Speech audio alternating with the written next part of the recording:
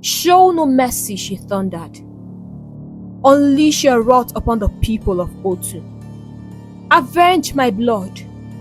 Avenge my pain."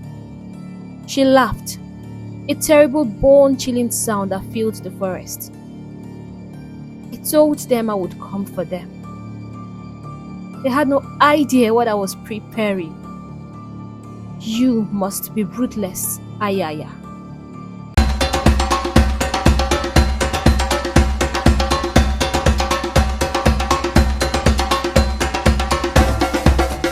"Silence!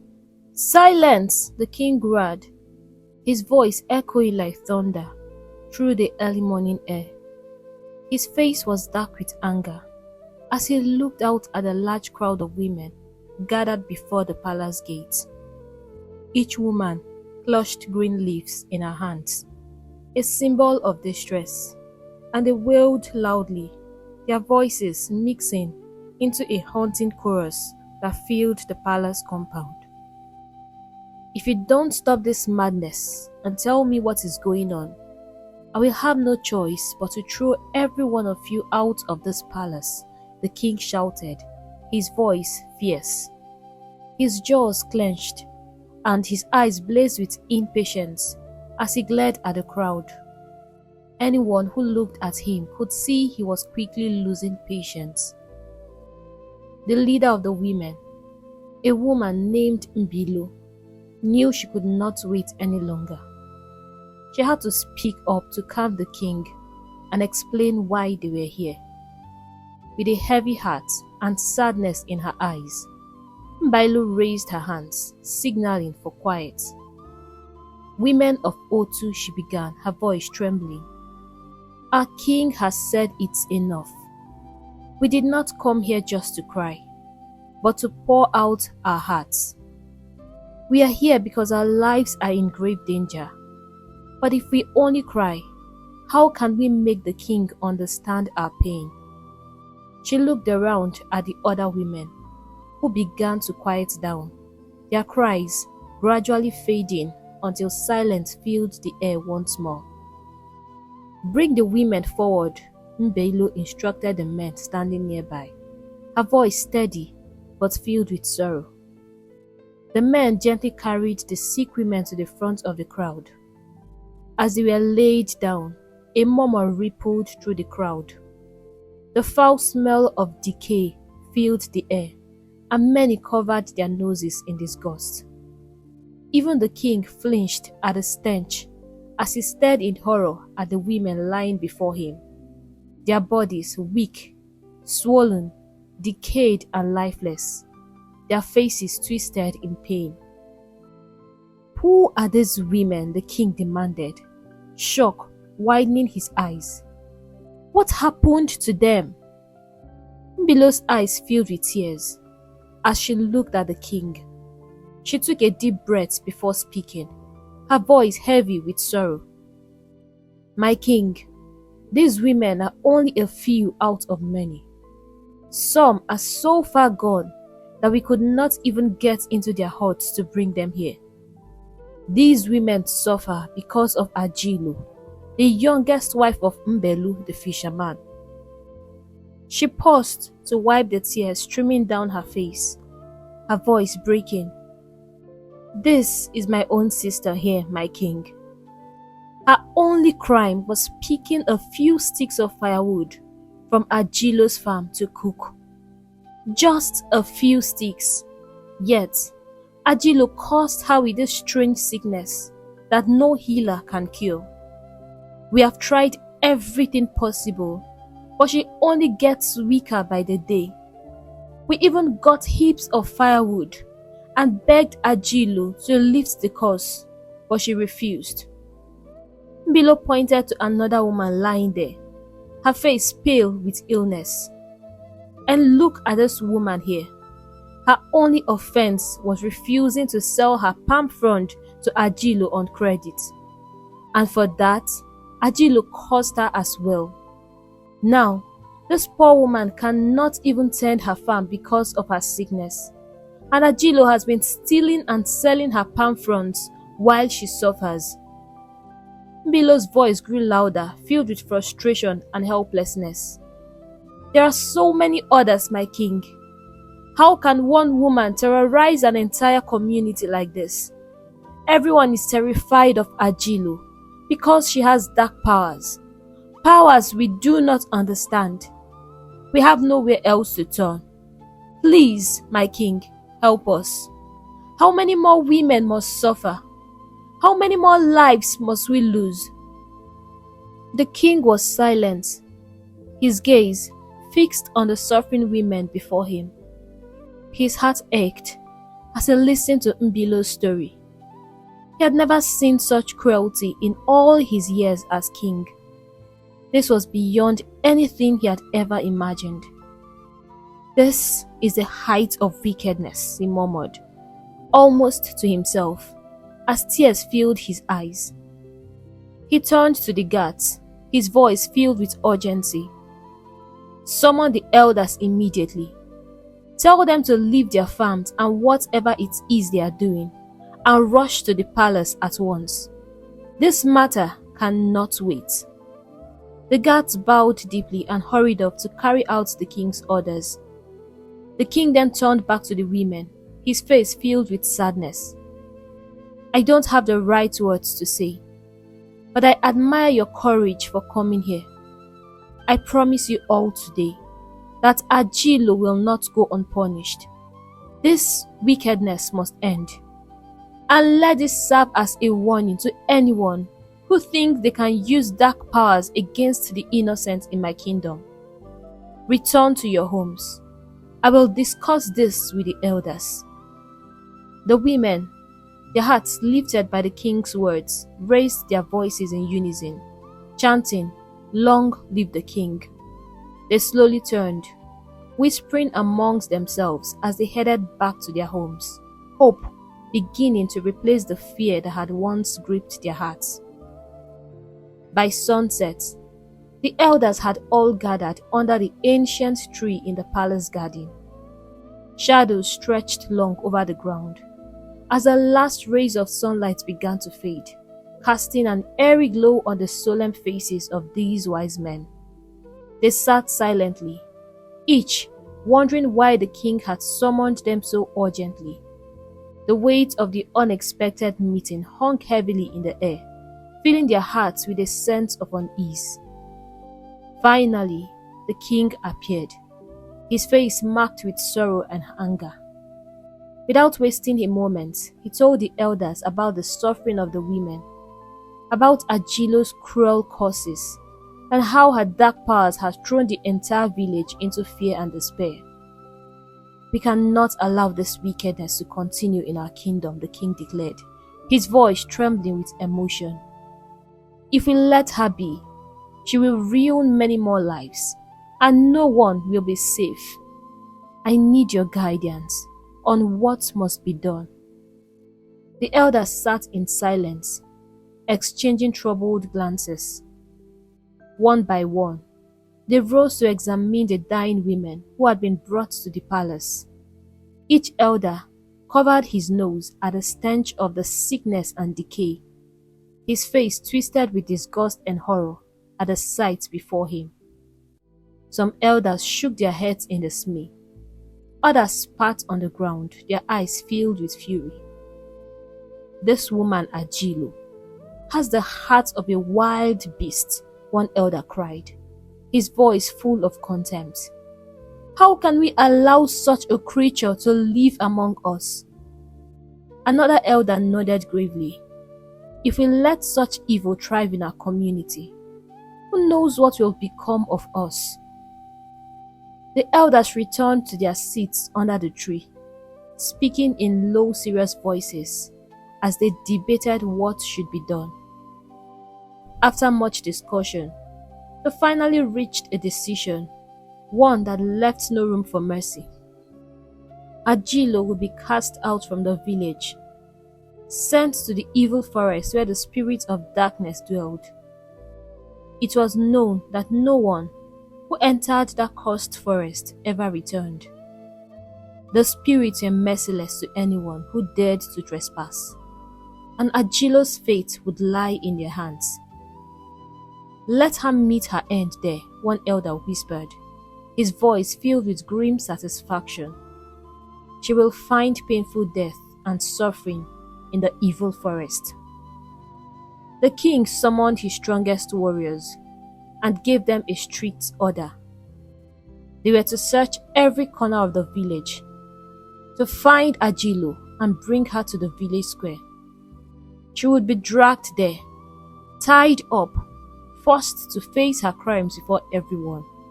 She would be beaten, tortured, humiliated, and made to reverse her curses on the women before being cast into the evil forest.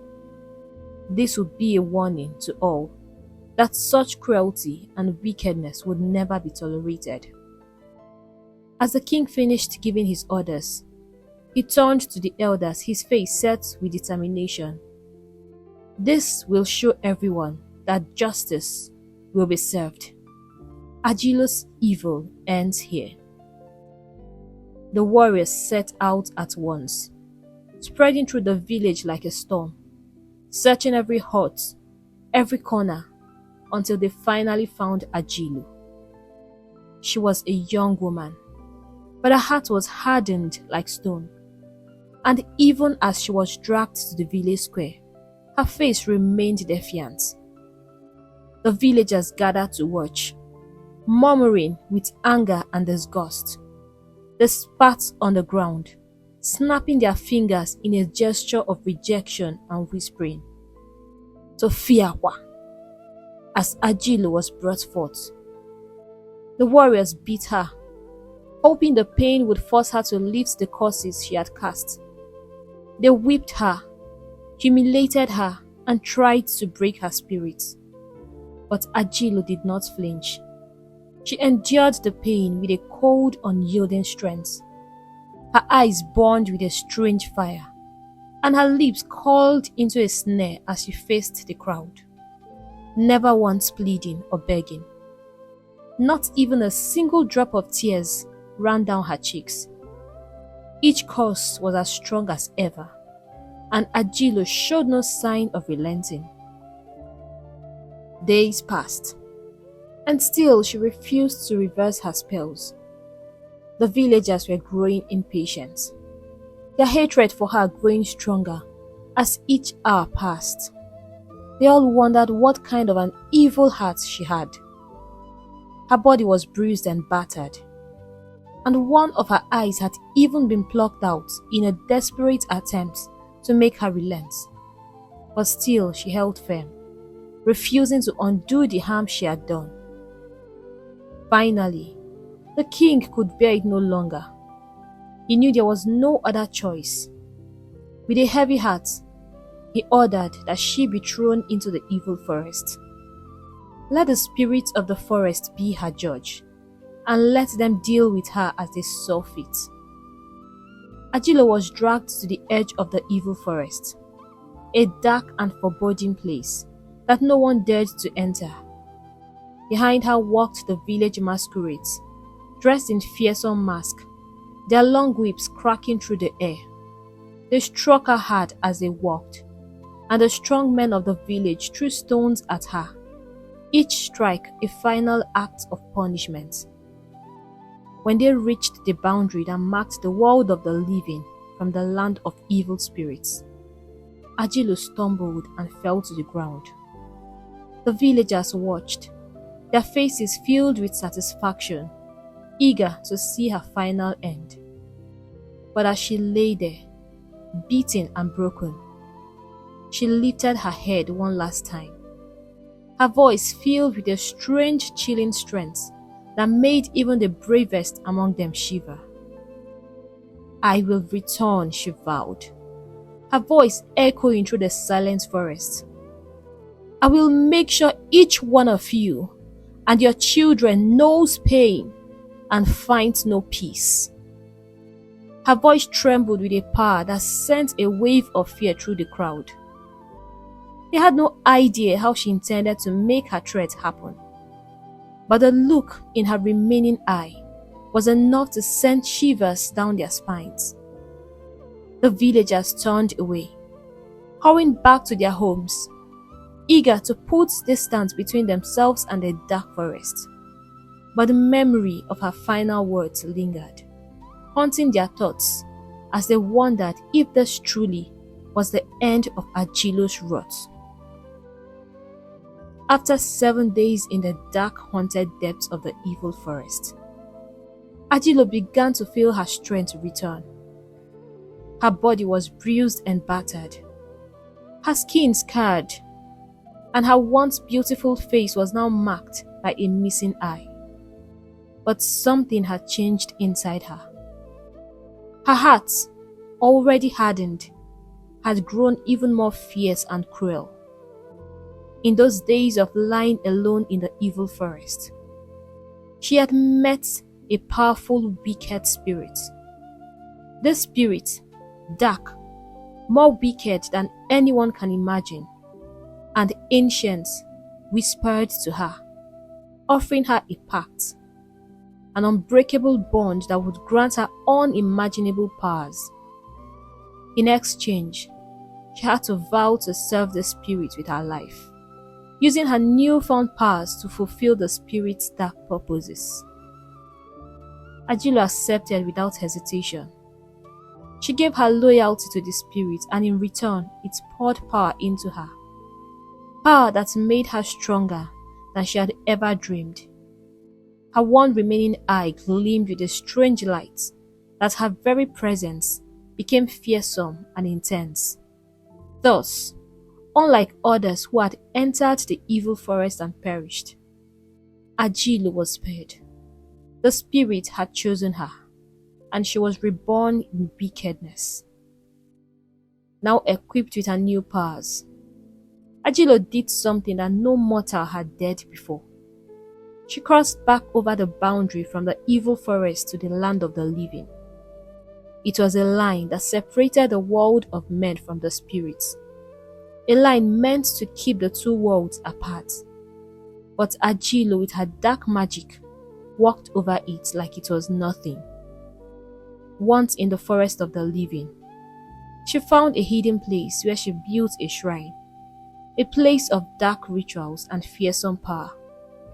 There, deep in the shadows of the trees, she began her work, calling upon spirits and wielding strange dark forces as the evil spirits had taught her. No one could explain how this happened, but word of Agilo's power spread quickly. Her name traveled from village to village, then to far-off kingdoms, whispered in tones of fear and awe.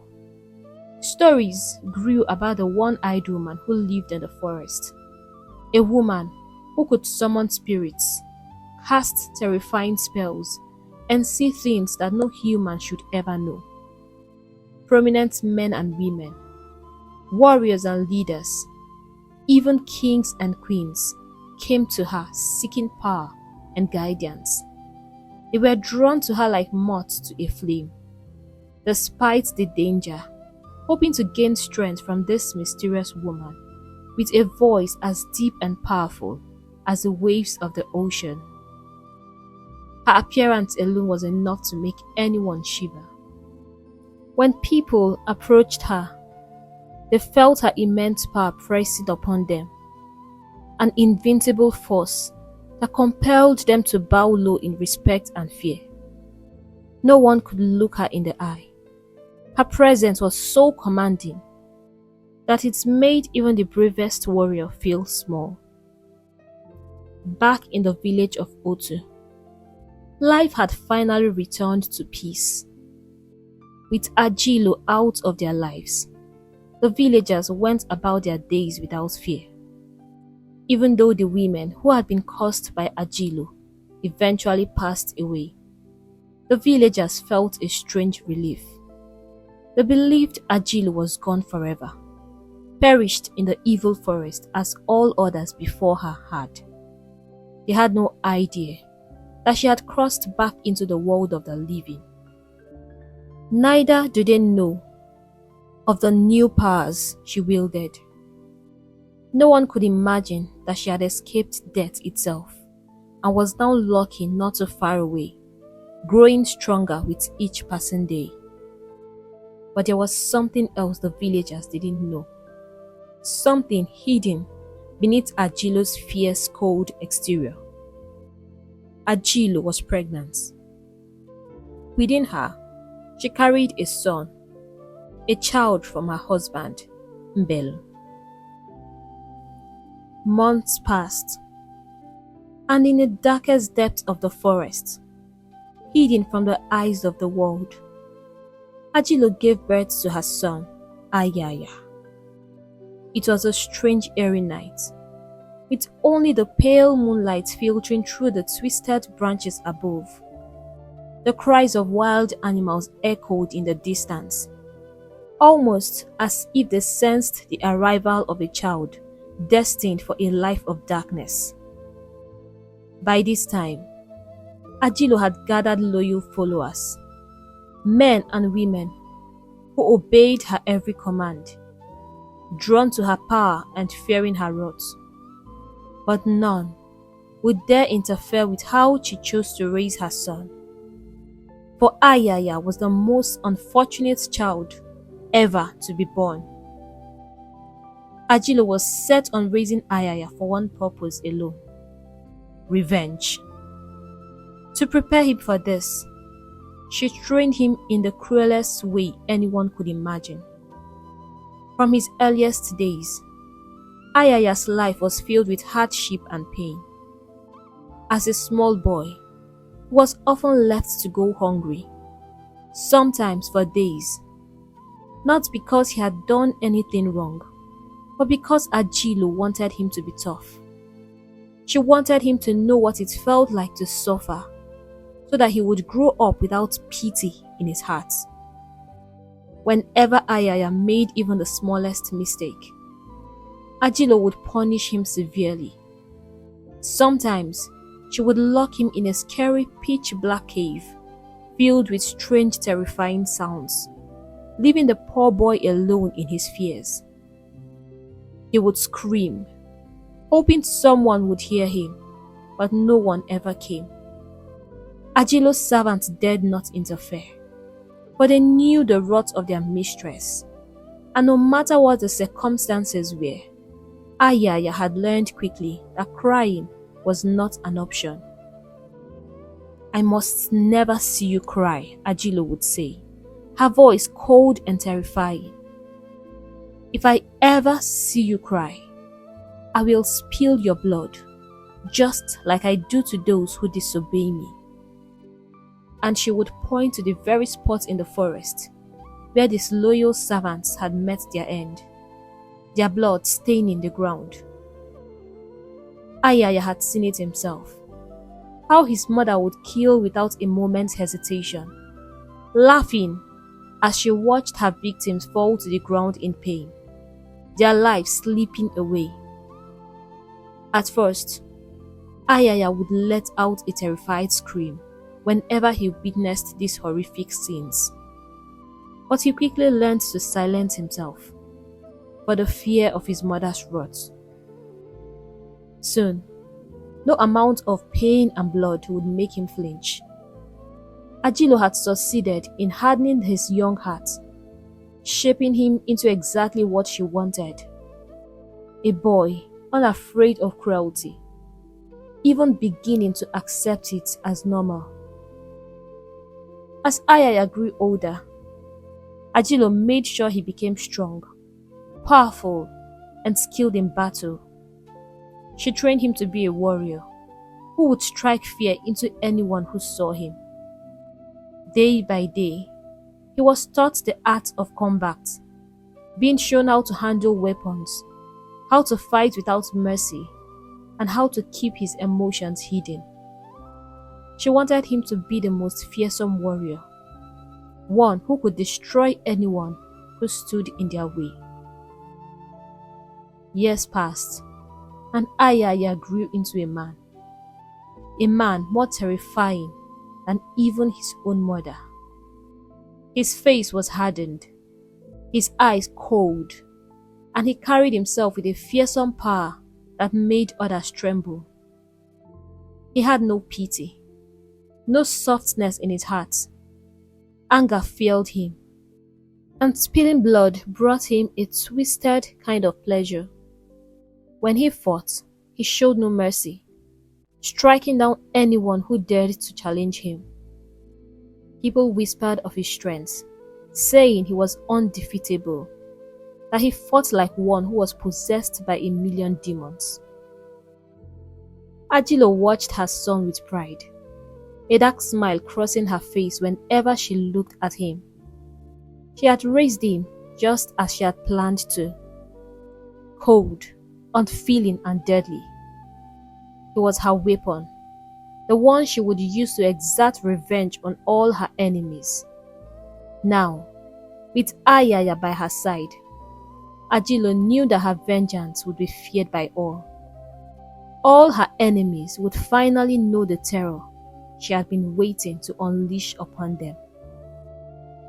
One midnight, in the dark and silent forest, when everyone was deep in sleep, Ajilo crept into her son Ayaya's room and shook him awake.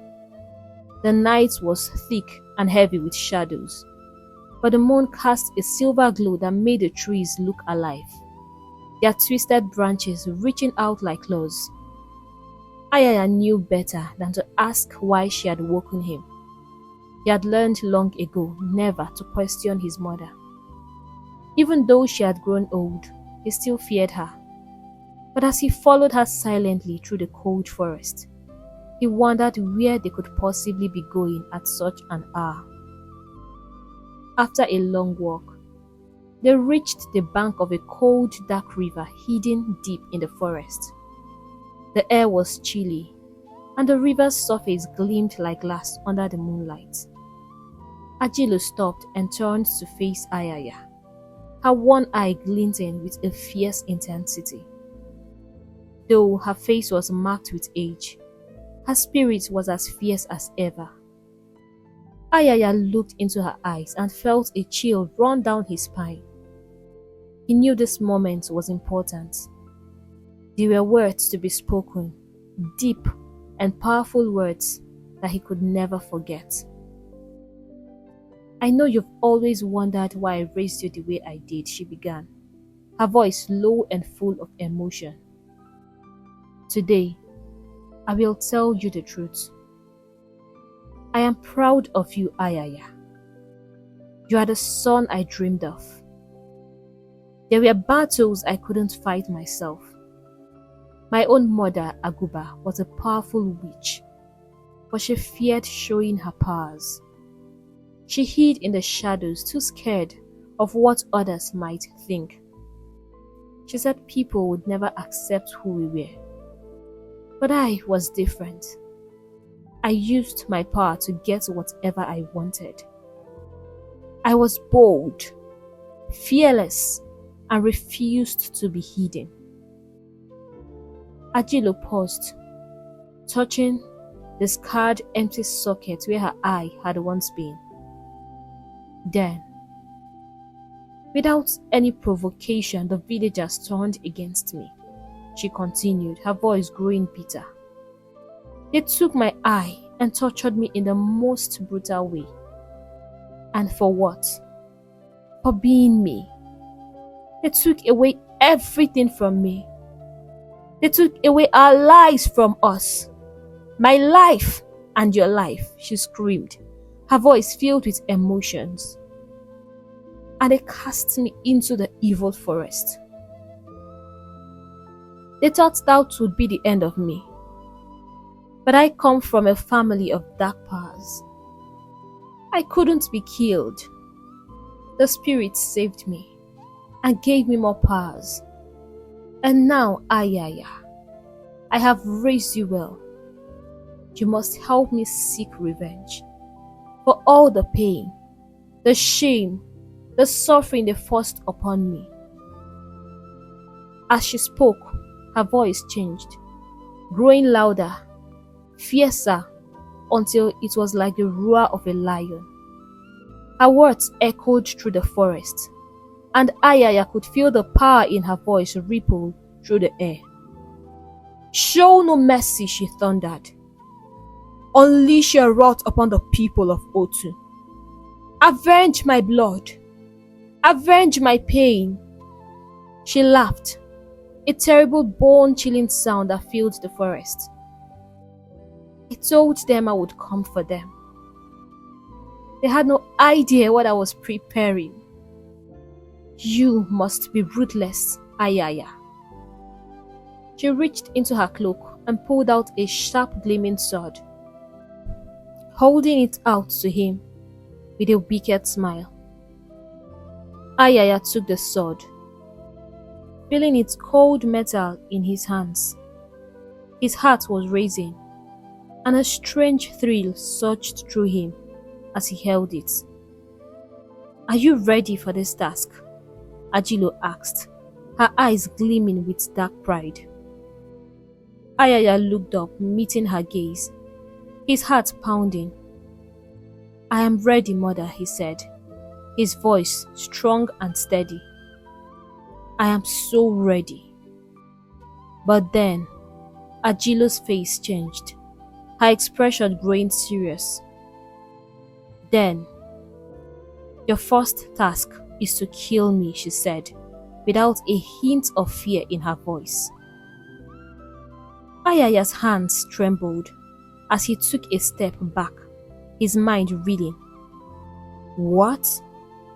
Mother, how can I do this to you? How can you ask me to kill you? Ajilo's gaze was hard, unyielding.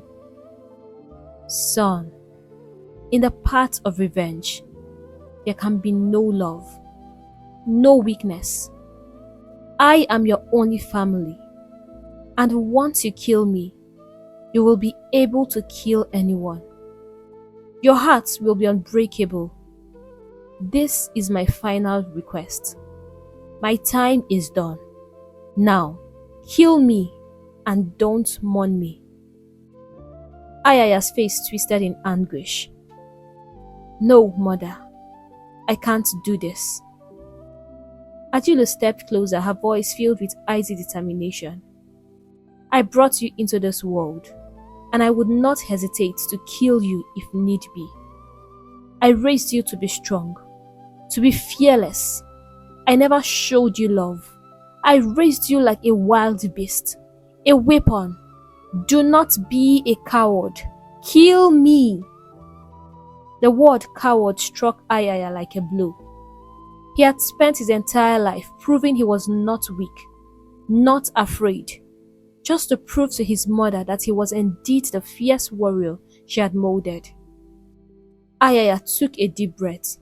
Without thinking twice, he lifted the sword high and plunged it into her chest. His eyes were cold, unblinking as he watched her blood spill. She fell to the ground with a loud thud. A strange, terrible sense of satisfaction filled him as he watched her last breath leave her body, all her power and might vanishing in an instant. With a final dark look, Ayaya threw the blood-stained sword into the river, watching as it disappeared beneath the water's surface. Without looking back, he turned and walked away, feeling a deep, unsettling change inside him. In that moment, Ayaya knew he was no longer the person he had been. Something darker, colder, and more wicked had taken root in his heart. The man who returned to the forest was no longer Ajilo's son. He was a creature born of vengeance, ready to unleash terror upon all who had wronged his mother. By the very next day, Ayaya was ready to begin his mission. The dawn was cold and misty as he called his men together, his face hard and his gaze colder than ice. His followers gathered around him, watching him closely. They could feel something different about him, a dark, dangerous energy that even reminded them of his mother Ajilo. None of them dared to ask about her. They didn't know what had happened to the fearsome woman, and Ayaya gave no hint. Instead, He looked over them with an intense, unyielding stare that silenced every unspoken question. Ayaya began to speak, his voice low but commanding. He spoke of revenge, of a plan to bring suffering upon those who had wronged him and his mother. His words were sharp, filled with cold fury, and every man listened with fear and awe. Ayaya's tone left no room for doubt, no chance for anyone to question him. They knew he was no longer just a man. He was something more, something terrifying. Stepping forward, Ayaya pointed to a small group of his strongest warriors. "You," he said, his voice like a growl of a beast. "You will go to the kingdom of Utu. I want you to learn everything about them. Their secrets, their hidden corners, their culture and festivals, their market days, their routines. Find their weak spots and understand every detail. I want you back here in 3 days. And you know better than not failing. Fail me, and I will feed you to the wild beasts of the forest." The chosen warriors shivered, nodding silently. They knew that Ayaya's orders were not to be questioned or delayed. This mission demanded perfection. There could be no mistakes, no hesitation. For 3 days, the men ventured into Otu, moving silently, gathering every piece of information they could. They watched, they listened, and took note of everything that might be useful for Ayaya's plan. On the evening of the 3rd day, they returned exhausted, but determined, ready to report back all they had learned. As they stood before him, one of the warriors stepped forward and said, "My lord, in 7 days, the people of Otu will be celebrating their New Yam festival. It is their most cherished tradition. Everyone in the kingdom is preparing earnestly for this celebration." Ayaya's face lit up with a wicked grin. Immediately, a cruel spark in his eyes. "Ah, so they will be celebrating, will they?" he murmured almost to himself, his grin widening. They have enjoyed their peace long enough. There is no better time than to strike during their celebration, when their guard is down and their hearts are full of joy. Oh, they won't see this coming. A dark laugh rumbled from his chest, rising into a loud, dangerous roar that echoed through the forest.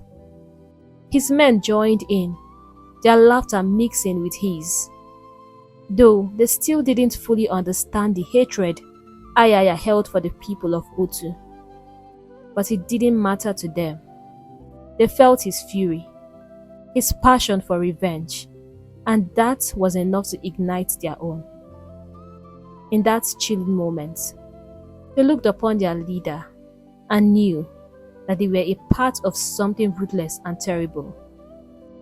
This was a scene of madness, a leader driven by vengeance, and a band of men willing to follow him into the darkness, not even knowing the full reason why. The people of Otu were filled with joy, laughter and excitement as they celebrated their New Yam festival. The whole kingdom buzzed with happy voices and music that filled the air. The men wore their colorful Igbo attire with pride, their clothes bright with patterns and symbols, while the women sparkled with ornaments and their finest Ankara dresses. Every detail was carefully prepared to make this day special. Even the youngest maidens were adorned in beautiful clothes, moving gracefully as they danced for the crowd. They were the highlights of the celebration, drawing cheers and admiration from everyone as they twirled and stepped in time with the beat their faces glowing with joy. On the throne, King Ezejiel sat proudly with his queen by his side. Though his face was marked with age, his eyes shone with happiness as he watched his people celebrate. He felt blessed to see his kingdom prosper, to witness his people united in peace and joy. He believed this was a day to be remembered, a day that showed how far they had come together. But just as the festivities were reaching their peak, something strange began to happen. A dark, heavy cloud started to form in the sky, blocking out the sun and casting an eerie shadow on the crowd. The music slowed, and the laughter faded as people looked up, confused and fearful. The chief priest had performed rituals to ensure a clear sky for the celebration. So why did it look like a storm was coming? A chill ran through the crowd as they whispered to one another, worry growing in their hearts. This is a bad omen. An abomination, the elders murmured, their faces filled with shock. They had never seen anything like this during a festival. It was unheard of in the history of Otu. Just then, the sky opened, but instead of gentle rain, the sound of terror filled the air. A loud, piercing cry that echoed from afar, chilling the people to their core. Out of nowhere, Ayaya and his men stormed the village, weapons drawn, their faces twisted with anger and vengeance. They attacked without mercy, their swords flashing in the dim light, striking down anyone in their path. Men, women, and children alike all fell to the ground as Ayaya and his warriors swept through the crowd. Blood soaked the earth, and the once joyful rivers turned red as they ran thick with the blood of the innocent. The attack was swift and brutal. As suddenly as Ayaya and his men had appeared, they vanished, disappearing into the shadows without a trace, leaving behind only pain and horror. They returned to their hideouts, their hearts filled with a cruel sense of satisfaction. To them, this was a victory, a revenge they had long awaited. They felt no pity for the lives they had taken. Instead, they were pleased with the devastation they had brought. By evening, the air was filled with heart-wrenching cries as the villagers mourned their loved ones. Men and women clutched the bodies of their family members, sobbing and screaming. The pain was too much to bear. The scene was overwhelming, with families huddled together, their lives shattered in the blink of an eye. At the palace gates, the grief-stricken villagers gathered, bringing their dead loved ones to show the king. King Ezejiel stood there, his face pale with sorrow, his eyes wet with tears. He looked upon the scene before him, his heart breaking as he saw his people suffering. Unable to hold back his pain, he tore his royal robes, falling to his knees. "Who could have done this?" he cried, his voice thick with emotion. "Who has brought this evil upon us?" His voice echoed through the courtyard, filled with despair. It was a moment of unbearable sorrow. Even the strongest warriors turned away, unable to watch their king's grief. But as the king rose, his sadness turned to anger. His eyes burned with determination, and he raised his voice for all to hear. "We will not be silent. We will find those responsible for this massacre, and they will pay. I swear by the gods, they will pay with their own blood." As his fierce words rang out, far away in a hidden place, deep within the forest, Ayaya and his men watched the king through a magical pool of water in a large bowl. They laughed loudly, mocking the king's threats, as if it were nothing but the empty words of a weak old man. Ayaya grinned, filled with a dark thrill, delighted by the suffering he had brought to Otu. To him, the king's cries for justice were just the last desperate plea for a helpless enemy.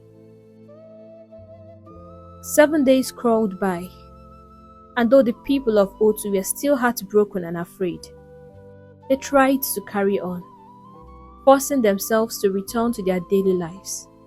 Yet, fear locked in their hearts. Every day the king and his guards searched desperately, hunting for the mysterious warriors who had caused them so much pain, but every effort led nowhere. They were searching in darkness, chasing shadows. Then, without warning, it happened again. The peaceful market was attacked this time. Cries of terror filling the air as Ayaya and his men descended like a storm. People ran in every direction, seeking safety, but there was no escape from the swords of Ayaya's ruthless warriors. Their faces were like stone, no trace of mercy, no hint of kindness. They struck down anyone in their path, leaving only blood and chaos behind.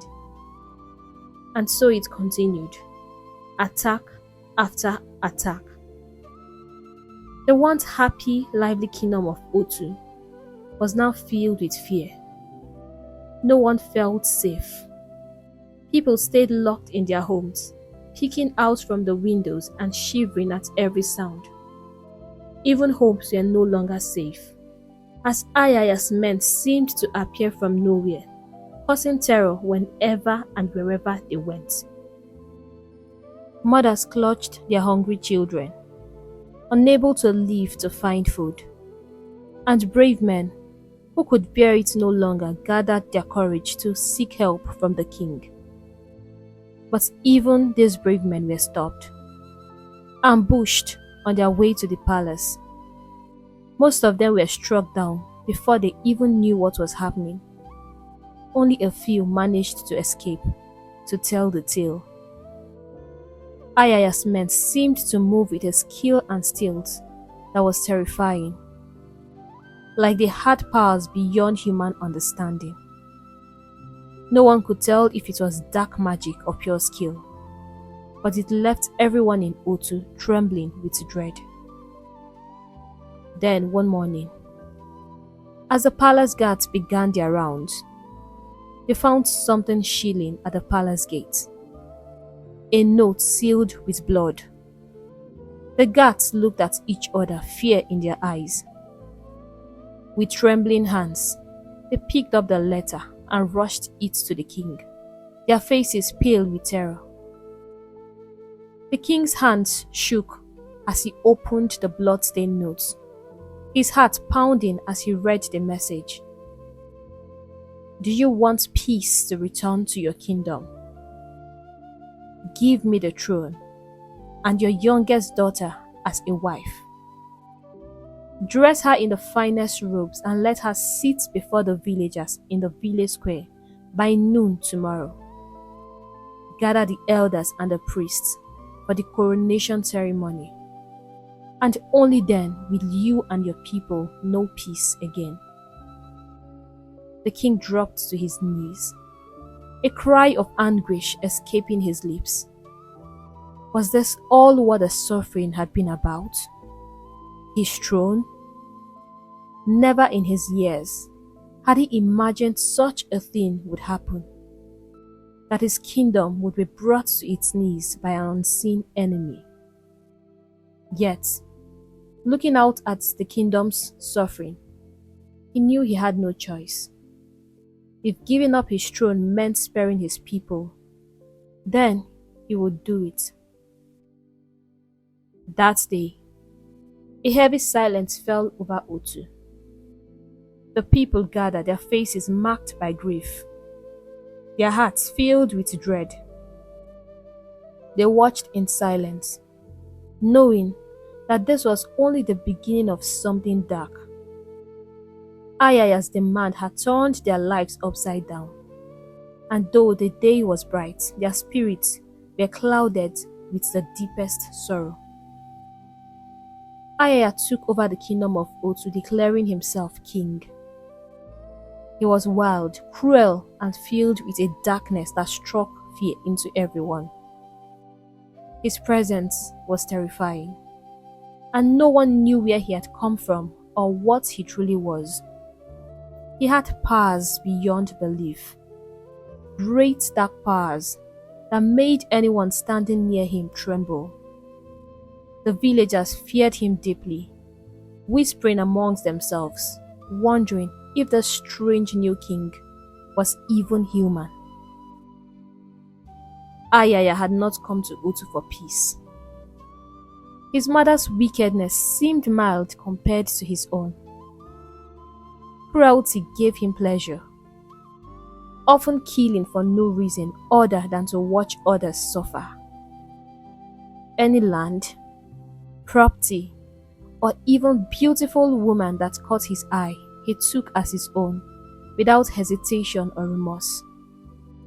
His reign was a nightmare, his rule one of fear and greed. As if his cruelty weren't enough, Ayaya forced the young strong men of the village into becoming his personal warriors. He trained them hard, molding them into fierce fighters for his own selfish plans. Young maidens, women, wives watched as their sons, husbands, and loved ones were taken away from them, knowing they might never see them again. But who dares to question Ayaya? To defy him was to risk death. He was like a god, drunk on his own power, and no amount of control was ever enough for him. With his army of men, trained to be ruthless, Ayaya set out to conquer other lands. He attacked neighboring kingdoms, taking whatever he wanted: riches, food, even people. Men, women, and children were seized and dragged back to Otu as slaves. Ayaya's rule turned the once peaceful land into a place of abomination and suffering, a place filled with fear and darkness. King Ezejiofo, the rightful king, could not bear to see his beloved land destroyed. One night, overwhelmed by grief and helplessness, he took his own life in the forest, leaving his people to face the cruelty of the tyrant Ayaya alone. Meanwhile, as Ayaya had demanded, the king's youngest daughter, Princess Machi, was given to him as wife. Machi was a vision of beauty, her skin smooth and glowing like butter under the sun. Her face was so bright and captivating that one could look at her all day even without growing tired. But beneath her delicate appearance was a heart strong and brave, a heart willing to risk everything to save her people, even if it meant sacrificing her own life. Though the entire kingdom feared Ayaya, Machi refused to let her fear hold her back. She knew that to free her people, she would have to be clever and brave. She showered Ayaya with love and respect, mirroring the way his warriors worshipped him. She knew how to play the role of the devoted queen, praising him and making him feel powerful, all the while hiding her true intentions. Despite Ayaya's stone-cold heart, there was no denying that he was beginning to soften towards Machi. His mother had warned him to love no one, to let no one close, as the world was cold. But something about Machi drew him in, something beyond his control. Machi knew exactly what to say, exactly how to act, and exactly what to wear to capture his attention. Her voice was sweet, her words carefully chosen, and Ayaya fierce and unfeeling to others, found himself growing a soft spot for the princess. Machi's plan was beginning to work. She was getting closer to Ayaya's heart, slowly but surely, all in the hope of reclaiming the kingdom her father had lost and freeing her people from the dark shadow Ayaya had cast over them. Years slipped by, like a slow-moving shadow, yet the people of Otu remained trapped under the oppressive rule of Ayaya, the strange man who had forced himself onto the throne and turned their life into a nightmare. Over time, Ayaya and his wife, the brave and beautiful Machi, had a daughter, a little girl of great beauty and innocence. Machi was cherished by Ayaya. He adored her and their daughter, showering them with a rare softness. But despite this closeness, Machi had not found a way to break his grip on the kingdom. Ayaya still reigned with cruelty, finding delight in every act of terror he brought upon the people of Otu. One quiet night, while the village slept, the silence was broken by the arrival of a fierce group of warriors. They were unknown men, strong and driven by fury, whose land and peace Ayaya had destroyed, leaving their hearts filled with grief and rage. They had come with a purpose: to tear down Ayaya's kingdom, starting with his soldiers. These warriors moved quickly and without mercy, striking down Ayaya's men in a storm of fury, determined to end the nightmare that had plagued so many. By dawn, Ayaya was stunned by the sights before him. His once powerful army were scattered, broken. His roar echoed through the palace as he tore at his hair, pacing wildly. Who are these men? How dare they enter my kingdom and take down my men? They took down my own warriors, he shouted in disbelief. His pride was wounded and his anger was uncontrollable. I am Ayaya. No man dares to challenge me and lives to tell of it. Desperate and furious, Ayaya gathered the remaining men he had, storming through the village in search of any man or boy who could be forced into his army. He dragged them from their homes, young and old, boys barely in their teens, all to rebuild his shattered army, determined to fight back and prove that he was still invincible. But Ayaya was wrong. These unknown warriors were not ordinary men. They were men who had been molded by suffering and fueled by the desire for revenge. They fought with a strength and fearlessness that matched Ayaya's own, and they seemed unafraid of his dark power. They were ready to face him and to end his rule, for he had taken everything from them and they had nothing left to lose. As the attacks grew, Ayaya felt his grip slipping. He found himself restless, unable to sleep as war ignored at him. For the first time, he knew what it was to fear, and these thoughts tormented him. His wife Machi, who watched him closely, tried to calm him, offering comfort with her gentle words, but nothing seemed to ease his troubled mind. He couldn't believe that anyone would dare to rise against him. I am Ayaya, he would mutter to himself, his fists clenched. No man can take what is mine. Determined to hold on to his power, Ayaya knew he had one last option. He would go to the evil forest, a place of darkness where he had first gained his terrible strength. He would seek out more dark powers, but now he felt his own strength slipping away. The pride that had once fueled him was slowly turning to desperation. For 21 days, Ayaya wandered through the dark, twisted parts of the forest, searching desperately for a way to secure more power. He battled creatures from the shadows, confronted spirits with wicked laughter and piercing eyes, all in the hope of becoming undefeatable. His journey was treacherous, each step a risk, but Ayaya's desire for power drove him forward, ignoring every danger that lay in his path. Finally, on the 21st day, Ayaya encountered a fierce war spirit, a spirit so wild and ruthless that even the trees seemed to tremble at its presence.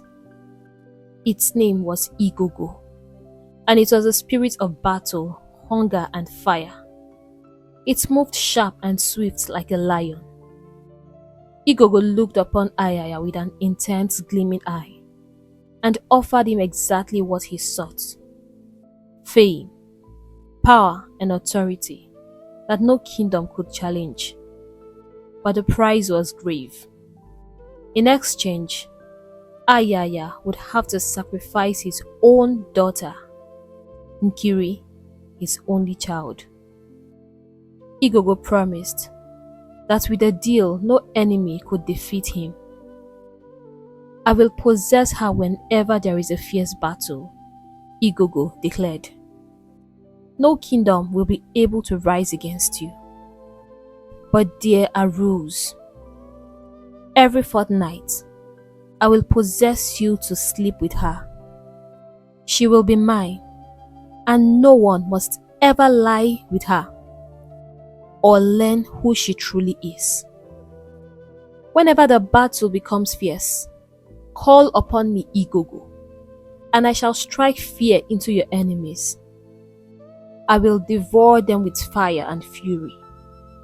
The spirit's voice was like thunder, and with a wicked laugh it vanished into the mist, leaving Ayaya standing alone with a heavy choice.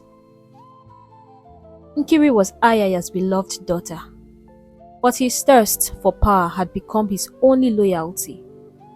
In his desperation, he was willing to pay any price, even if it meant his only child.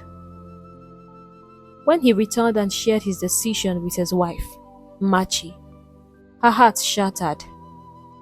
Nkiri was their only child, her light, and she couldn't believe that Ayaya, who loved their daughter so much, would give her up so easily to this evil bargain, all for the sake of power.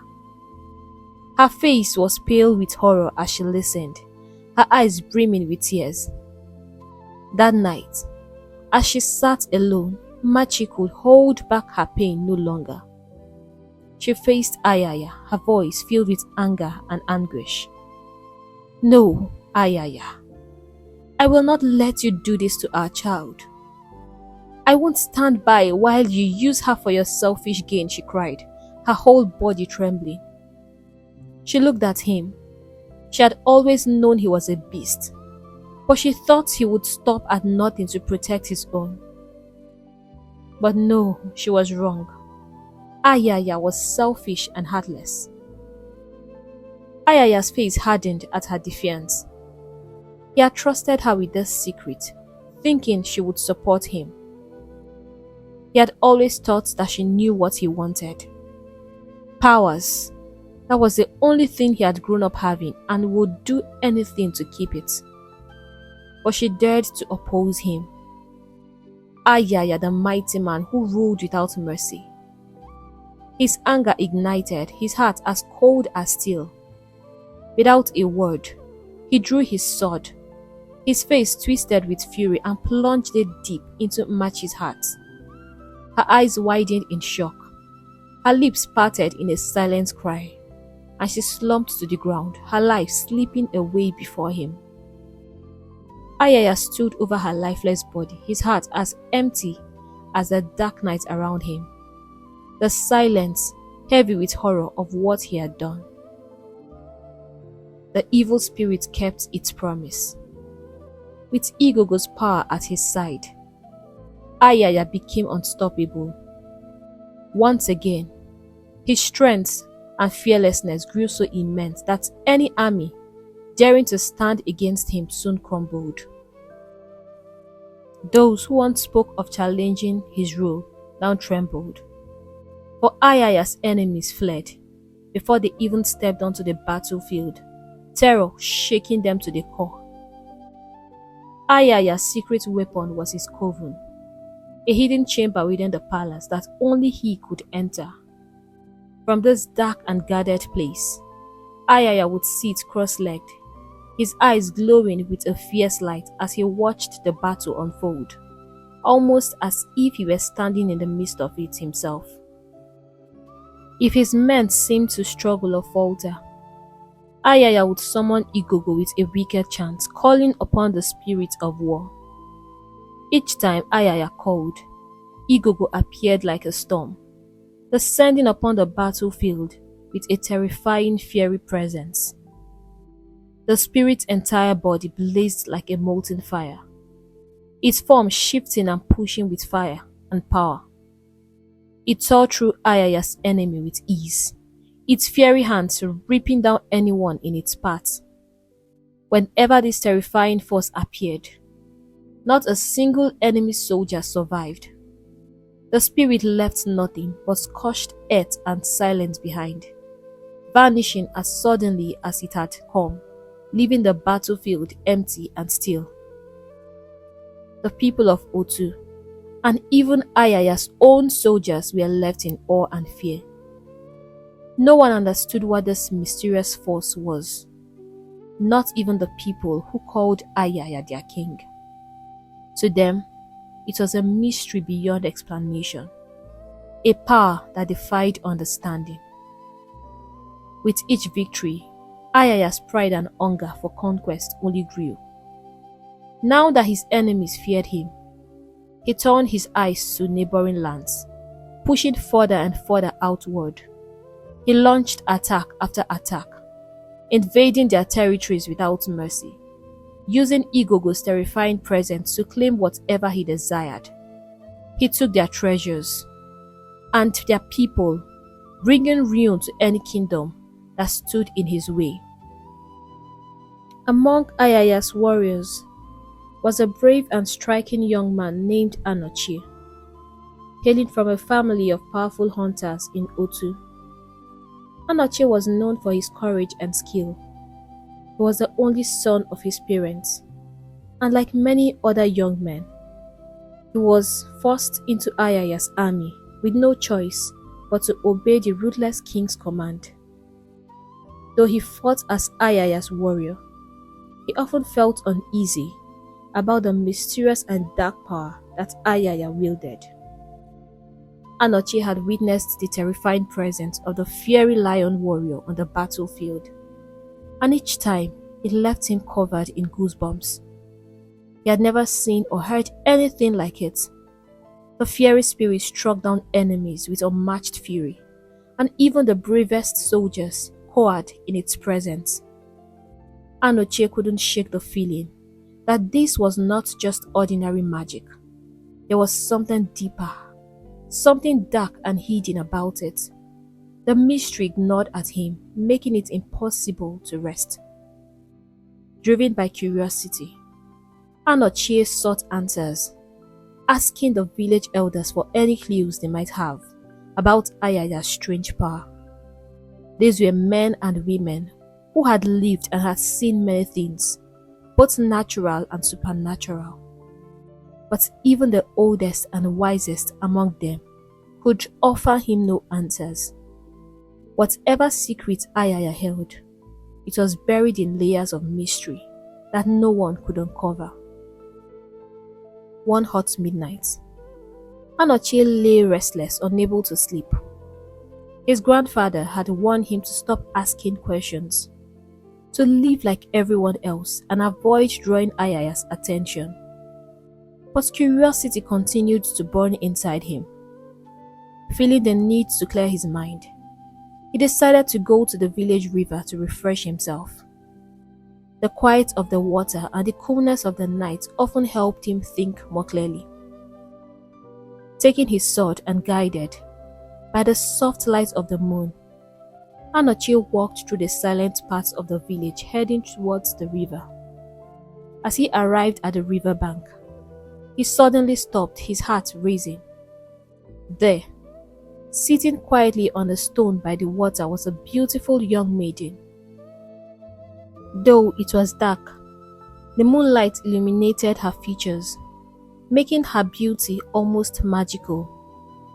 She sat still, gazing at the river, her expression calm and distant.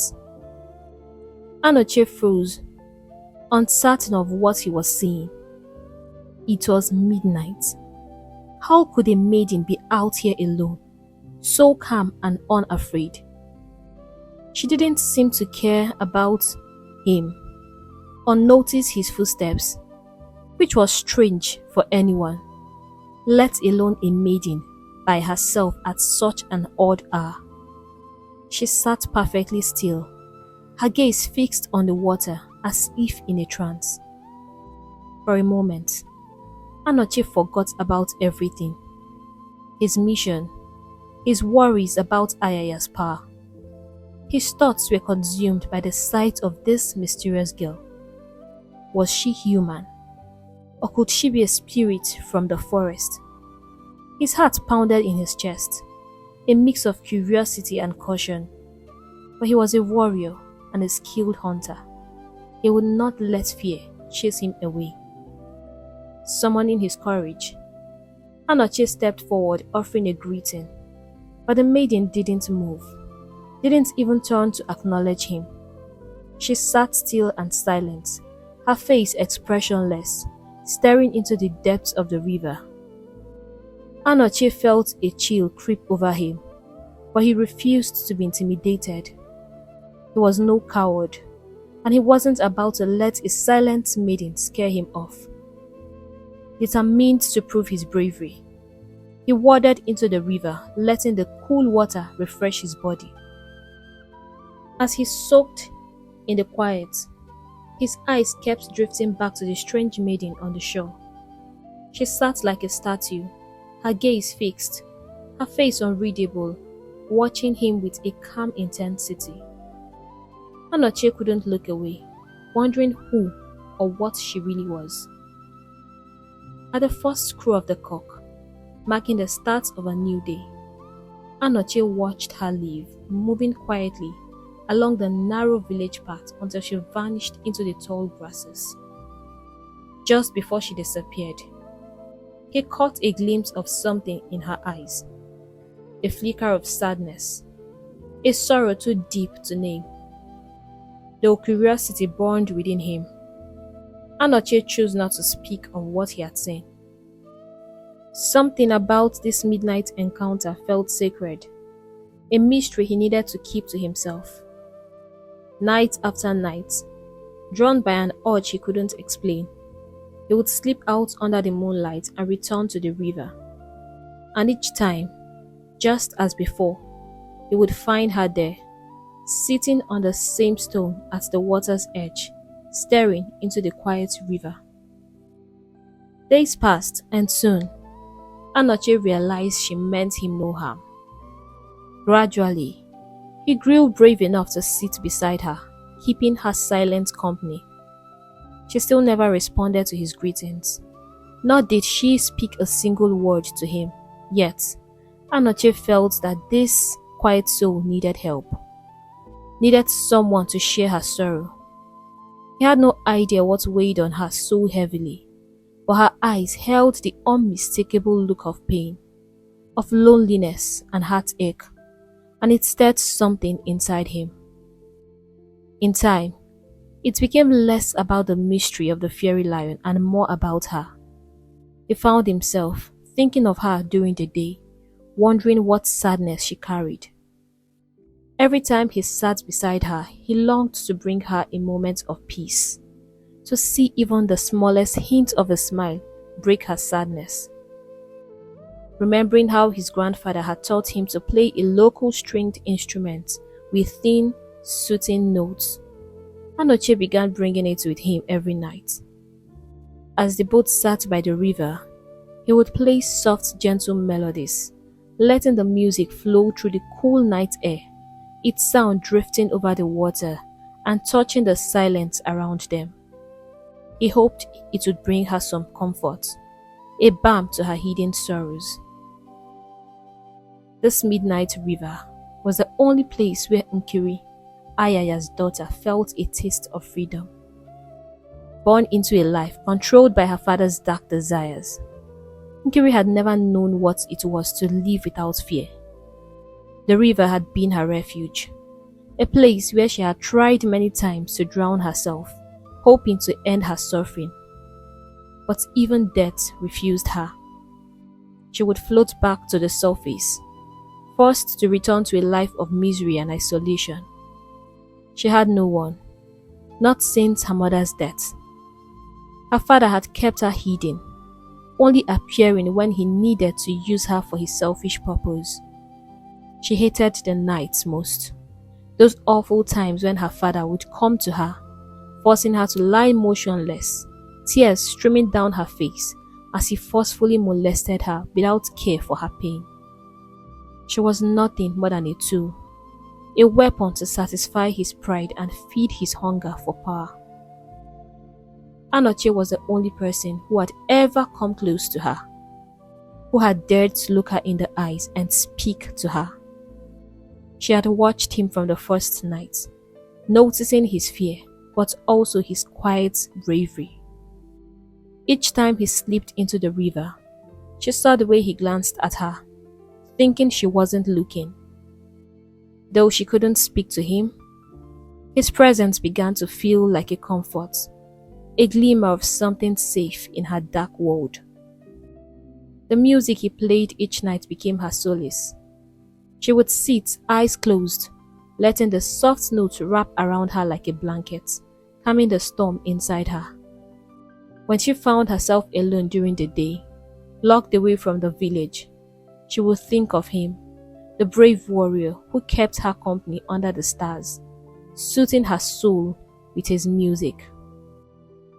More than anything, she silently cherished one thing. Her visits to the river were a secret her father didn't know, a small freedom that belonged to her alone. And somehow, this warrior beside her had sensed that, keeping her secret without asking why. For that, she was grateful beyond words. One night, as Anoche and a mysterious maiden sat by the river, a sudden piercing cry echoed from the far end of the village. Anoche sprang to his feet, alarmed. The cries grew louder and more desperate, filling the air with a sense of dread. It could only mean one thing. Their village was under attack. Just then, a fierce wind blew through the forest, whipping the trees so violently they seemed ready to be torn from their roots. Anoche's instinct was to protect the maiden beside him, but as he turned to speak, what he saw froze him in place. Her eyes, once calm and sad, were now ablaze with fire, flickering like flames as her body trembled with a force he couldn't understand. She struggled, as if fighting something deep inside her, her whole form radiating a strange, intense power. "Stay here," she commanded, her voice firm and unyielding. "Tell no one what you saw tonight." And in the blink of an eye, she was gone, transformed into the fiery, fierce lion he had only seen in the battle. With a deafening roar, the lion stomped into the darkness, vanishing as quickly as it had appeared. Anoche was left standing by the river, heart pounding, every part of him trembling. He had seen her, seen the weapon of Ayaya, the terrifying force that had brought countless villages to ruin. How could it be her? Who was she? He could barely wrap his mind around what he had just witnessed. From that moment on, Anoche kept his lips sealed, speaking not a word of what he had seen. Yet his mind was filled with questions. He was determined to uncover the truth about the maiden. Was she human or something otherworldly? A spirit bound to Ayaya's dark power. For days, he returned to the river hoping she would appear. But she was gone, and with each passing night, his hope faded a little more. Was she avoiding him, hiding because he had seen her true form? Still, he refused to give up. Something deep within him pushed him to keep searching, to find the answers he now felt he was destined to uncover. Weeks passed, and finally, one night, Anoche found her again at the riverbank. He had waited for this moment for so long, his heart pounding with a mix of relief and determination. Tonight, he was not letting her sleep away without answers. Gathering all the courage within him, he stepped forward.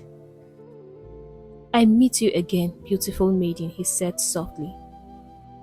She looked up, her eyes meeting his, but still she said nothing. Yet Anoche was resolute. He couldn't ignore this mystery any longer. He needed to understand. "You owe me an explanation," he continued, his voice firm but gentle. "Who are you?" Her gaze held his, piercing, filled with a sorrow so deep it seemed to speak without words.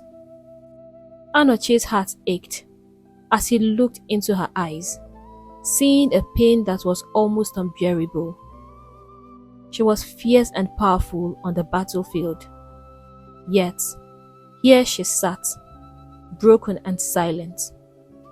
As he watched, tears welled up in her eyes, spilling over and running down her cheeks. Moved beyond words, Anoche stepped closer, instinctively reaching out to comfort her. He wrapped his arms around her, pulling her into a gentle embrace. Nkiri melted into his arms, her defenses crumbling. She had never known such kindness, never been held like this before. For a moment, she let herself forget, releasing the burden she had carried alone for so long, as she sobbed into his shoulder. "It's okay," Anoche whispered, holding her tightly. When the tears finally slowed, they sat side by side in silence.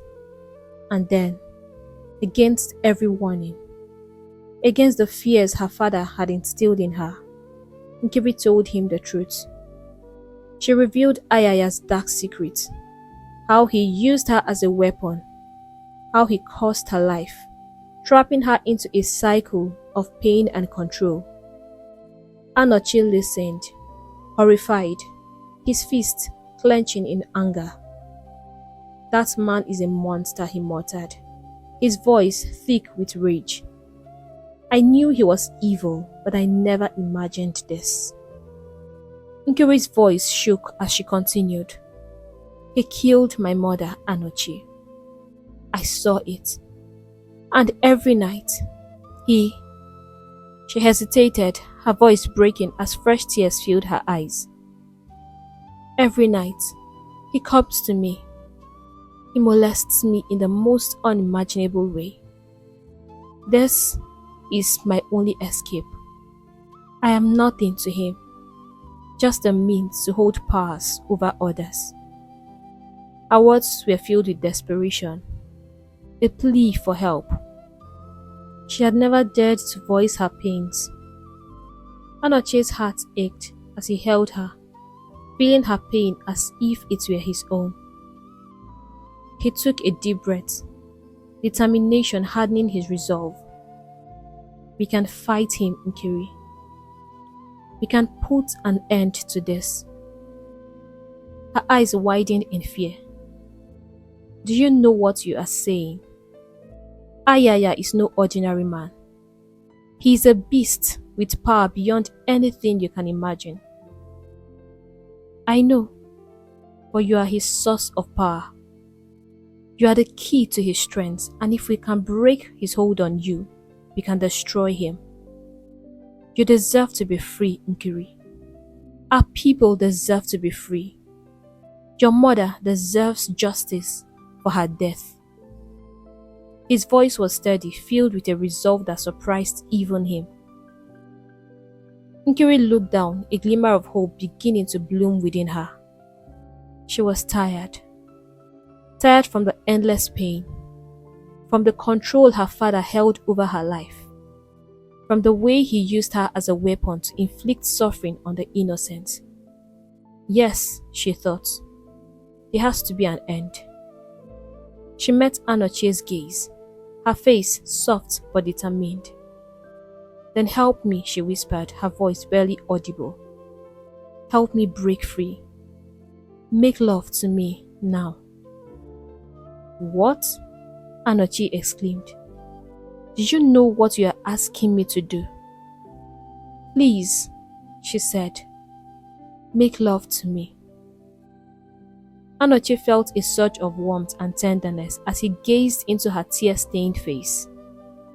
He wanted nothing more than to be the one to bring her peace, to give her the life she had been denied. Slowly, he traced his fingers over her cheek. He realized that his feelings ran deeper than he had known.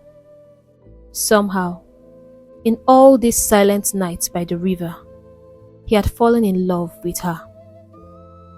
With the moonlight, casting its soft glow over them and the river's quiet melody in the background, Anochie and Nkiri shared a moment of intimacy, a bond formed by the depths of their shared pain and unspoken connection.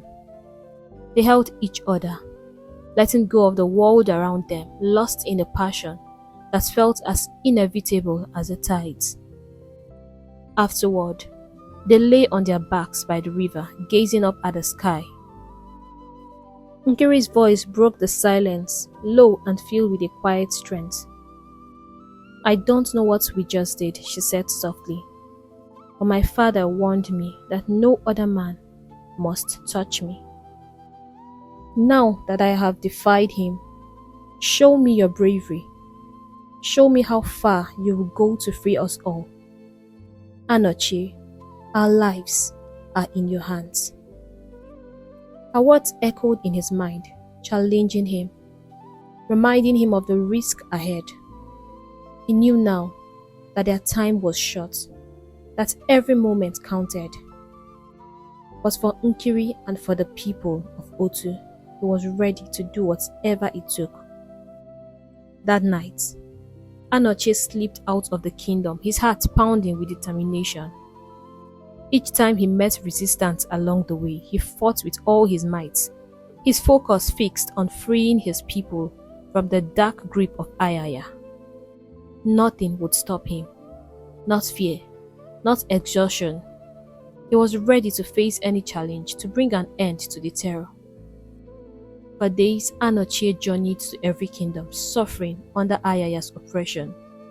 He sought out kings, elders, and warriors, urging them to stand united against the tyrants. His voice was filled with a passion that inspired all who listened. Ayaya's evil must be purged from the earth's surface, he declared boldly. Together we can destroy his men and finally bring Ayaya to his knees. The fire in his words lit a spark in the hearts of those who heard him, for many had longed to see Ayaya's reign end. It didn't take much to convince them to join him. He couldn't wait to see peace restored. With a date set for the uprising, Anochie returned to Otu, ready to share his plan with his own people. Thankfully, no one had suspected anything yet. No one knew what he was planning. But every day, Nkiri's worry grew. She had come to love Anochie deeply, and though she trusted him, the thought of him facing her father's wrath terrified her. She hoped with all her heart that he was indeed the man who could end this nightmare. At midnight, Anochie gathered a small group of trusted warriors from Otu. He shared his plan, telling them of the alliances he had forged with the surrounding kingdoms. In 3 days, a great battle will come upon us, he told them, his eyes blazing with determination. That this battle isn't against our people or the warriors we are calling here. We will join them, and together we will fight Ayaya's men. We will destroy them all and then face Ayaya himself. We've been in chains for too long, and we've lost too many loved ones. This is our chance to break free. Trust me. The warriors exchanged uneasy glances, fear running deep, for they knew Ayaya's strength and cruelty all too well. But as they looked around at the lives they were living, filled with oppression and grief, they realized that they had little left to lose. Better to die fighting than to continue living in fear. So, with a hesitant resolve, they agreed to stand with Anoche. "Don't be afraid," Anoche encouraged them, his voice steady and reassuring. "They have no idea what's coming. Trust me."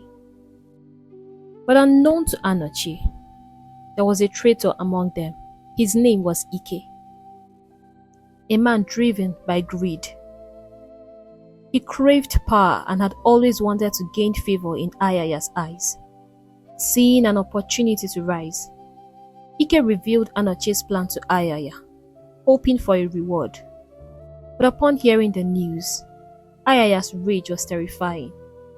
The very thought that a mere mortal would dare plot against him sent him into fury. Without hesitation, Ayaya drew his sword and struck Ike down, killing him on the spot for bringing him such a betrayal news. He would not reward such weakness. Then, Ayaya called his guards, ordering them to arrest Anoche. They found him swiftly, and Anoche was dragged to the palace, beaten and tortured by Ayaya's merciless men.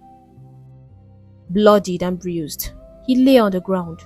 As Ayaya loomed over him, his face twisted with rage. "You dared to stand against me," Ayaya thundered, his voice echoing through the hall. "You dared to challenge Ayaya." His laugh was cruel as he kicked Anoche's wounded body. "In 3 days, I will crush every kingdom you set against me. Then I will drink your blood from your own skull before all these people. Let this be a warning. Any man who challenges Ayaya meets his doom." Anoche was thrown into a dark pit, pending the day he would be killed. The remaining warriors watched in horror, their hearts heavy with grief and fear, as they witnessed the brutal punishment inflicted upon their brave friend. On the 3rd day, at the stroke of midnight, the long-awaited battle erupted in Otu. Anoche's allies, armed with every secret map and guide he had given them, swarmed into the village, striking down Ayaya's men with fierce determination. The true warriors of Otu had disguised themselves, as Anoche instructed, allowing them to be recognized in the chaos of battle. They fought alongside the invaders, willing to sacrifice their lives, if that was the price of freedom. The battle was intense and unrelenting. Ayaya's forces fell one after another, unprepared for the strength and fury of the attackers. From within his coven, Ayaya watched in horror as his men were slaughtered. His anger grew as he screamed for his spirit ally, Igogo. "Igogo! Igogo!" he cried, his voice echoing in desperation. But for the first time, Igogo did not answer. Ayaya's calls grew more frantic, his voice hoarse, as he tore at his clothes in rage and disbelief. The spirit that had made him invincible was silent. But Ayaya was no coward. If Igogo would not fight his battle, then he would do it himself. Filled with fury, he stormed out of the palace, sword in hand, ready to reclaim his dominance. Yet, as he stepped outside, he found his path blocked.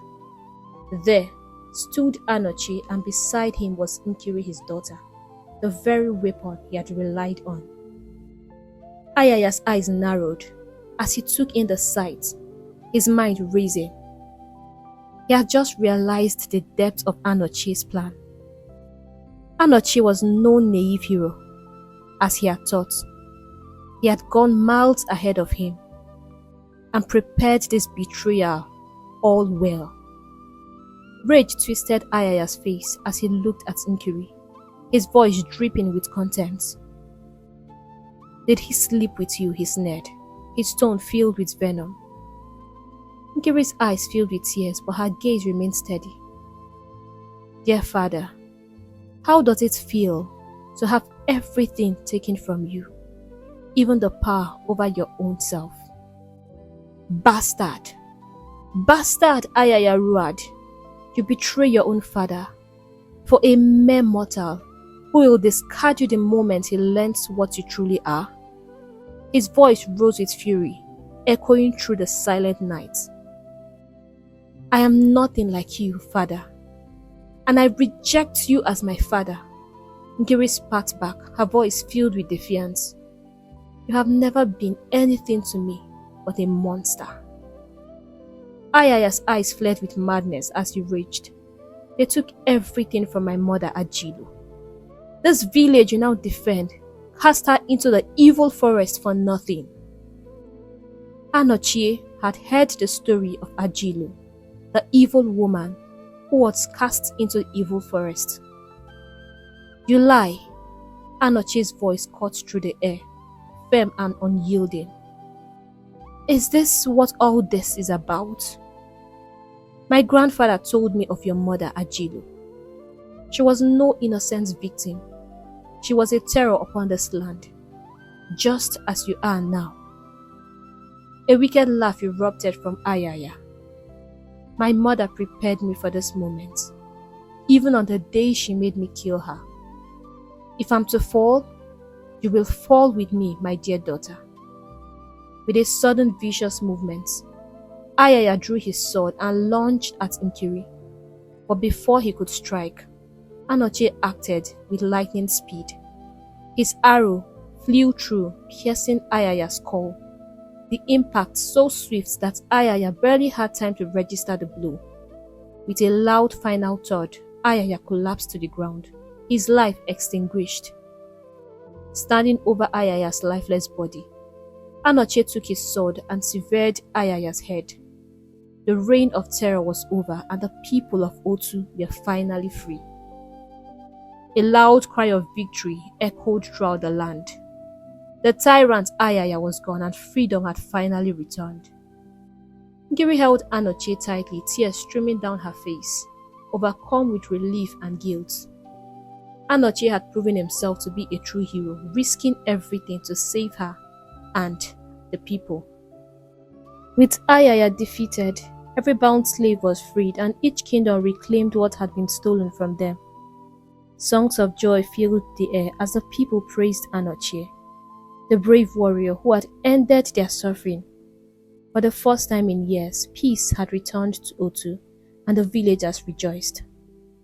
To cleanse the land of Ayaya's dark influence, the elders organized a 21-day purification ritual.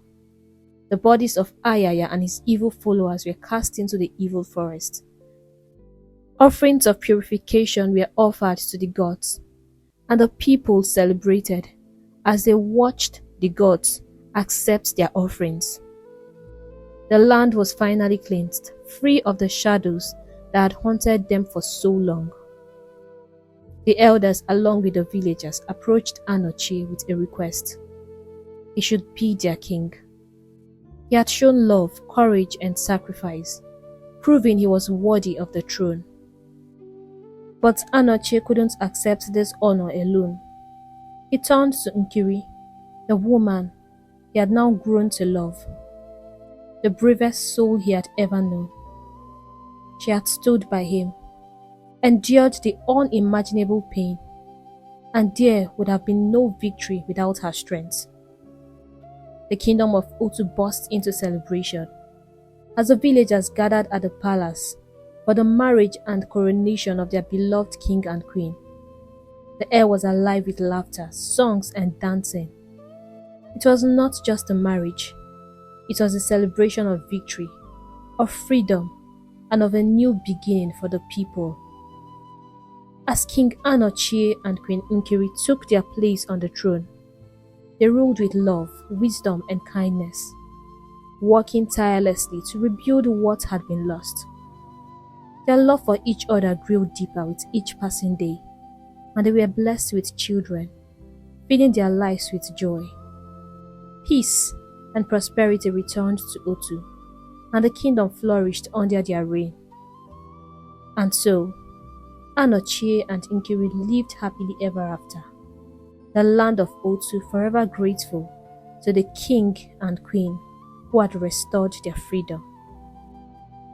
Hey besties, thank you for watching this amazing story, and we have come to the end of the story.